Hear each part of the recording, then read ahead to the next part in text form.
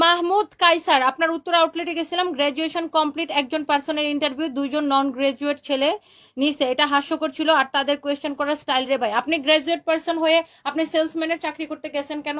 আর যাদেরকে নন গ্রাজুয়েট বলতেছেন তারা একজন 45,000 টাকা স্যালারি পায়, আর একজন 35,000 টাকা স্যালারি পায়, আর আপনি গেছেন 10,000 টাকার স্যালারির চাকরির সিভি নিয়ে। You understand?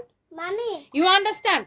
সো আপনার কাজের অবশ্যই পড়াশোনার অনেক বেশি মূল্যায়ন, তার থেকেও দক্ষতার আরো বেশি মূল্যায়ন। আর যে দুইটা ছেলে ইন্টারভিউ নিতে গেছে তারা অনেক দক্ষ, দ্যাটস ওয়াই একজন 45,000 টাকা বেতন পায় আর আরেকজন খুব সম্ভবত 30,000 টাকা বেতন পায়। You understand? এন্ড থাকাও ফ্রি, অফিসে থাকা ফ্রি, ওদের হচ্ছে অ্যাকোমোডেশন ফ্রি। আর আপনি গ্রাজুয়েশন কমপ্লিট করে সেলসম্যানের চাকরি 10,000 টাকার চাকরির জন্য সিভি নিয়ে গেছেন। সো আপনি পার্থক্যটা বুঝতে পারছেন? সো আরেকজনকে আন্ডার এস্টিমেট করার আগে নিজের লেভেলটা বুঝেন, ওকে? নিজের দক্ষতা বুঝেন, নিজের কাজের যোগ্যতা বাড়ান। আপনি যদি এতই যোগ্য মানুষ হইতেন গ্রাজুয়েশন কমপ্লিট করে, তাহলে আপনি সেলসম্যানের জন্য ইন্টারভিউ দিতে গেছেন কেন? আপনার যে ইন্টারভিউ নিছে সে হয়েছে যে এরিয়া ম্যানেজার আমাদের, বুঝতে পারছেন?